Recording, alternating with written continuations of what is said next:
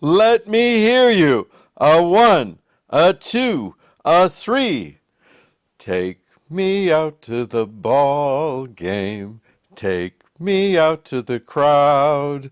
Buy me some peanuts and cracker jack.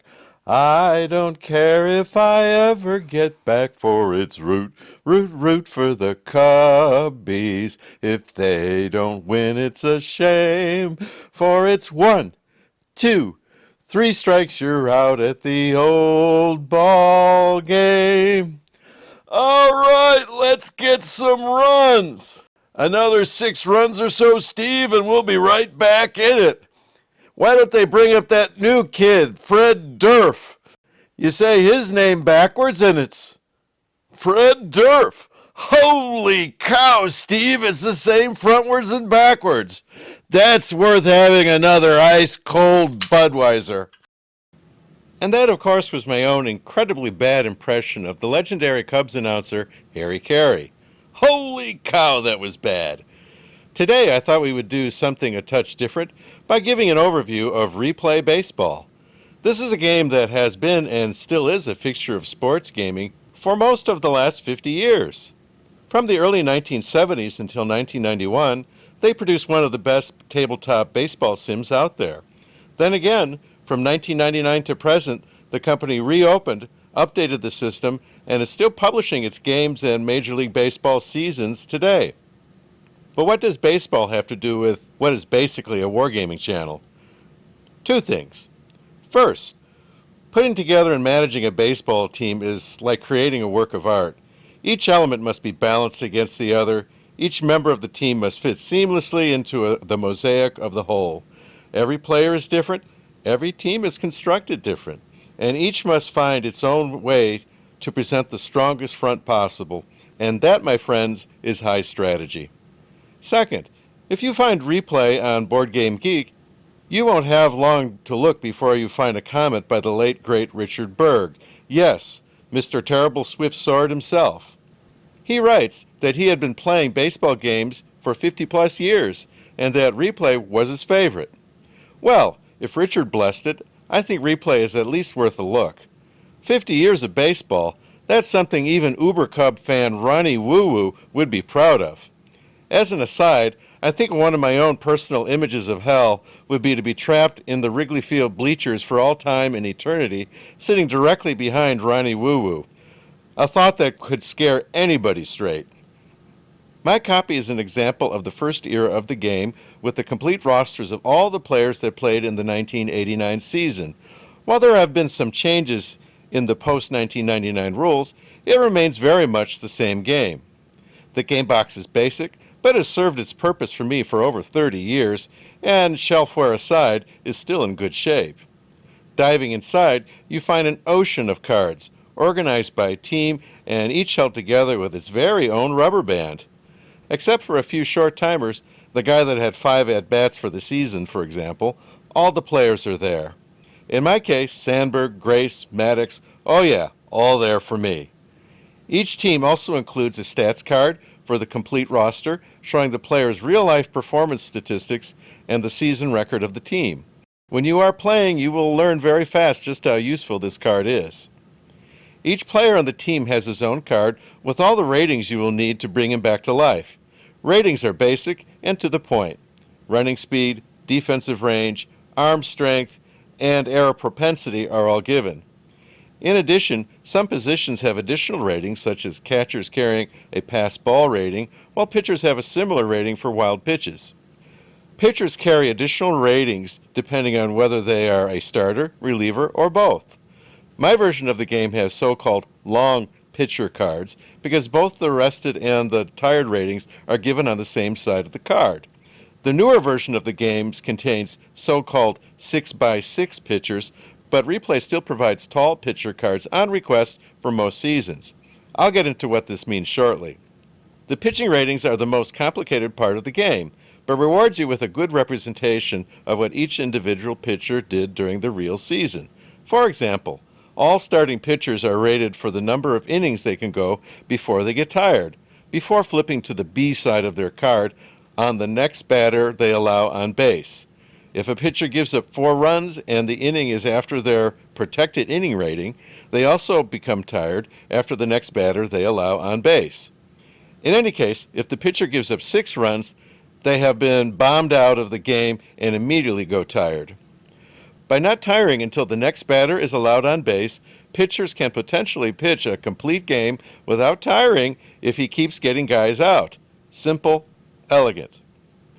Relief pitchers are rated for the number of batters they may face before becoming fatigued. They also may pitch 1 additional bonus inning, but only if that inning is not after an indicated rating. For example, relief pitcher Jones may be rated to pitch 3 batters, but with his bonus inning available if the current inning is not after the 7th inning. If it is, there is no bonus inning.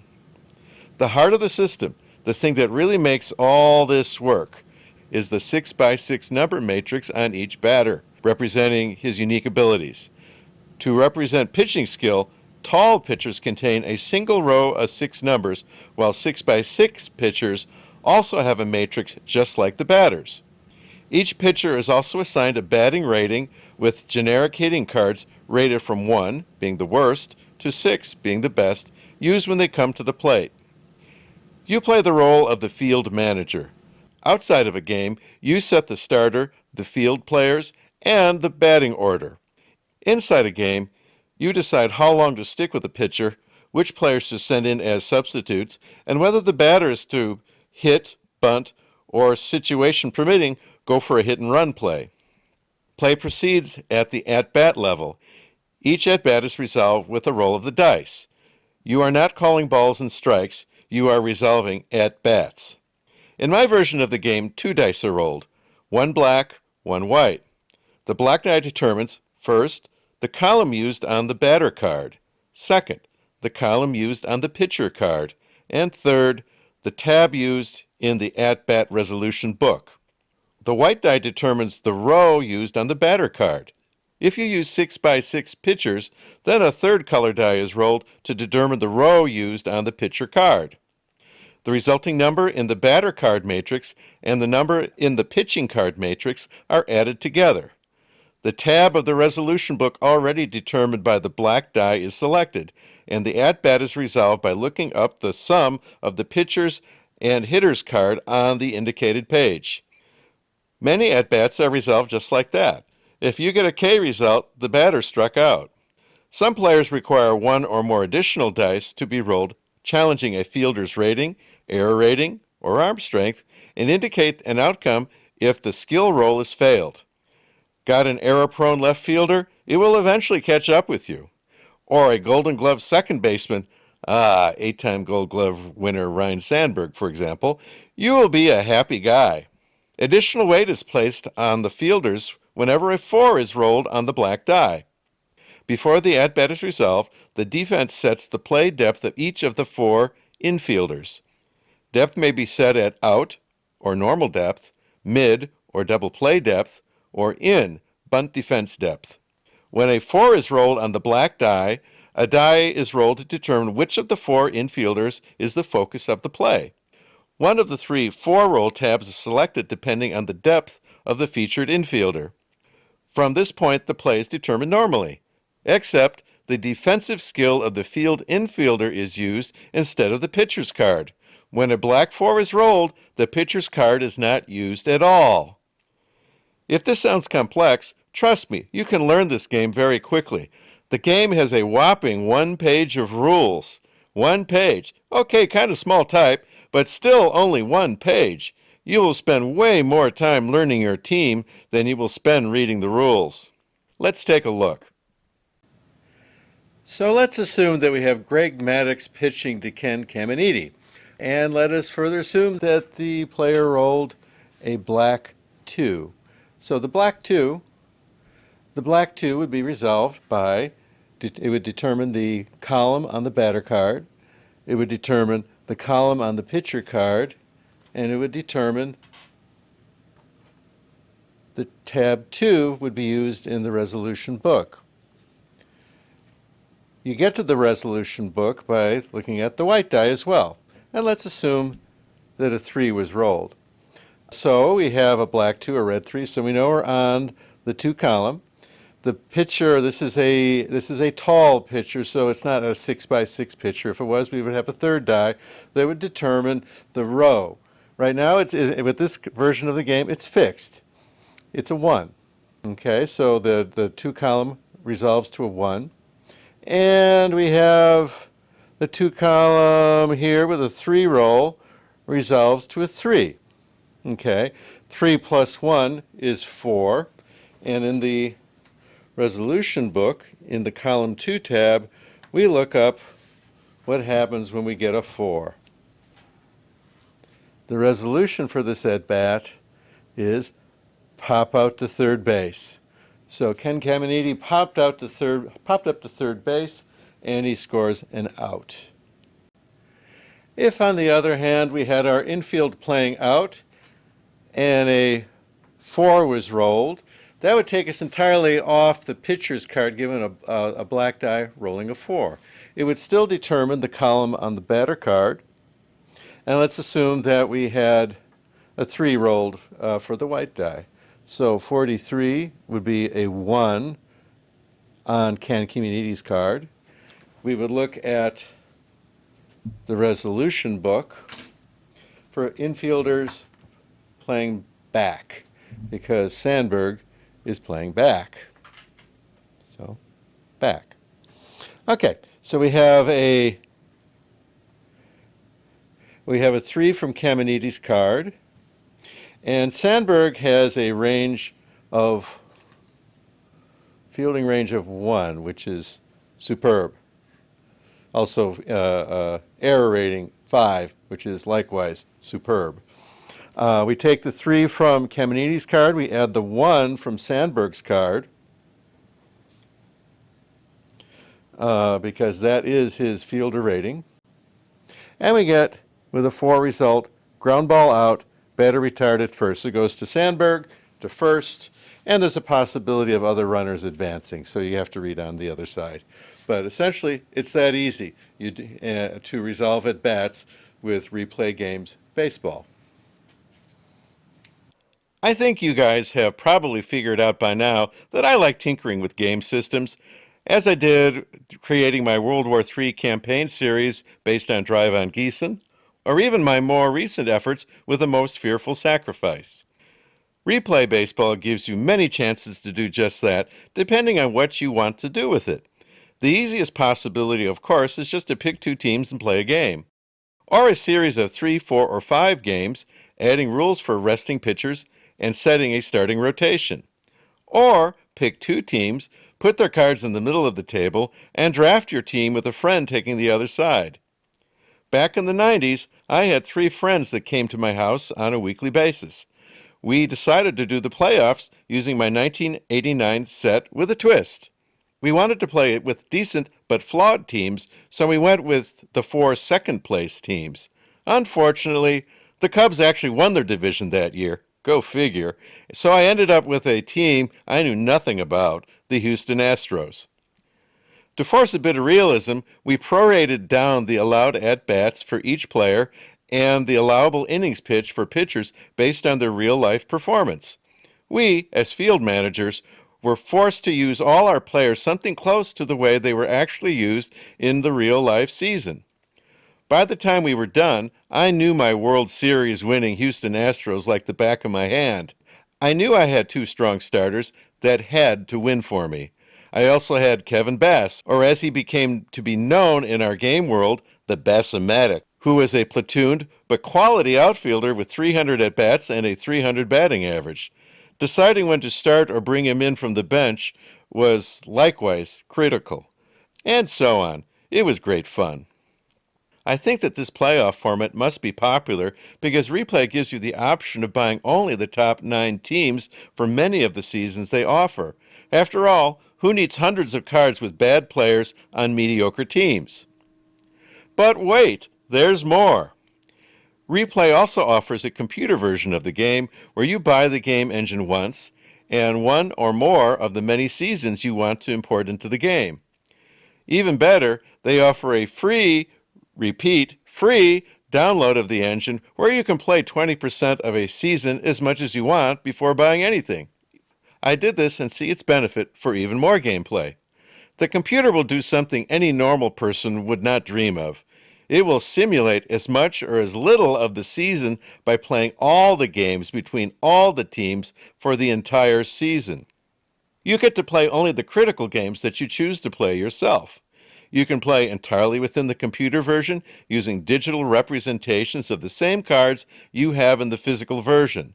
Or, if you have both the physical and electronic version of the same season, you can also elect to play the game with the cards and then input the resulting game statistics into the computer. That sounds kind of cool to me. And to give you a feel as to how the games can unfold, let me do a high-level walkthrough of a 3-game series between the Chicago Cubs and my old Houston Astros. Game 1. The Cubs are visitors at Houston and begin by facing Jim DeShale on the mound. Rick Sutcliffe pitching for Chicago. Bottom of the second, Astros third baseman Ken Caminiti is on with a leadoff base hit and eventually scores with the aid of an error by Cubs shortstop Sean Dunston. Chicago scores 1 in the top of the fourth, and Sutcliffe helps himself in the fifth by getting on with a walk and eventually scoring Chicago's second run of the game. Sutcliffe lasts until the eighth inning, with Mitch Williams, the wild thing, retiring the Astros 3 up and 3 down in the ninth. Williams was infamous for throwing the ball so hard that he would fall off the mound after every delivery. It's on YouTube. He remains the only pitcher in Major League history to be credited with a save without ever having thrown a pitch in the game. Cubs win 2-1 with Sutcliffe the winner and a save by the Wild Thing Williams. Game 2. Game 2 featured Greg Maddux for Chicago and Mike Scott for Houston. Houston scores a surprising 3 runs off Maddux in the bottom of the first inning with the aid of center fielder Jerome Walton's error in center and a home run by Astros Glenn Wilson. Houston scores again in the bottom of the third after Maddux uncharacteristically gives up 2 walks, a base hit, and a balk. Will the real Greg Maddux please stand up? This brings Maddux up to the 4-run limit, so after his protected innings are done, the first man he allows on base will tire him. If he gives up 6 runs, he is immediately tired, regardless of his protected status, which for him goes for 4 innings. Chicago gets 1 run in the top of the fourth, and then Maddux settles down. Despite a Gerald Young base hit in the fourth, he gets out of the inning with a 6-4-1 double play. Now, having allowed 4 runs and having exceeded his protected innings, the next man he allows on base will tire him. Then Maddux bears down by retiring the next 9 consecutive batters and lasts 7 full innings on a very bad day. Chicago scores in the 6th and blasts Scott out of the 8th with 3 runs scored, taking the lead 5-4. Maddux will not record a loss this day. As usual with the Cubs, hope is short-lived as Houston scores 1 at the bottom of the 8th, and the Wild Thing allows the winning run in the bottom of the 9th. It's easy to have a bad century in Chicago baseball. Williams is the loser, and Houston's Mike Scott scores a win. Kevin, the Bassomatic Bass, goes 3 for 4 for Houston. Game 3, the rubber game, with the series tied 1 game apiece. Mike Bilecki is on the mound for the Cubs, with Jim Clancy starting for Houston, but now Chicago is getting into the weaker part of Houston's rotation. The game began as a pitcher's duel until Clancy stumbled in the 5th by giving up 2 runs to Chicago by way of a Mark Grace home run. Clancy gave up 4 more in the 6th, and Houston reliever Juan Agosto left the game almost as fast as he entered. Cubs rolled on to an easy victory, eventually scoring 11 runs, including a lifetime performance by reserve catcher and utility infielder Lloyd McClendon, who came off the bench and hit a grand slam homer in the 6th and a 3-run homer in the 9th. Holy cow! Mitch Wild Thing Williams closed the game without credit after Bilecki tired, having allowed a leadoff double by Astros left fielder Terry Poole. The Wild Thing hurled his way through the 9th after allowing 3 runs that included 2 singles and 2 walks, and tagging Bilecki with his first earned run of the game.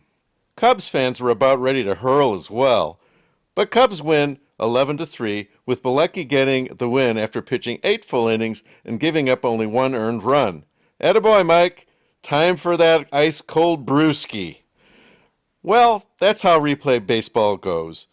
If you like the idea of playing the role of a field manager without the complications of trades, contract talks, appeasing ownership, tracking your farm system, or setting the price of popcorn and beer in your stadium, then replay baseball may be a good choice for you.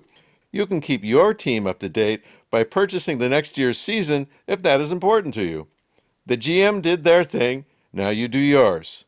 Of course, if you want all those outside game complications, then you probably want something computerized, like out-of-the-park baseball over at Steam. At this point, it should be clear that I like the game as it works just as well either solo or opposed. Replay will actually sell a print-and-play version of both the base game and its more recent seasons on the cheap. If you only print out the teams you actually want to play, this could be a good way to save both money and shelf space. Given that shelf space is always a premium for me, I like this idea a lot. So now it's time to stop my opining and play ball. As always, if you have not yet subscribed, please consider joining our community of gamers by hitting the subscribe button. Comments are welcome, read, and mostly responded to. Thanks for watching, everyone. This is Paul, the Oaken Knight, wishing you all a pleasant evening.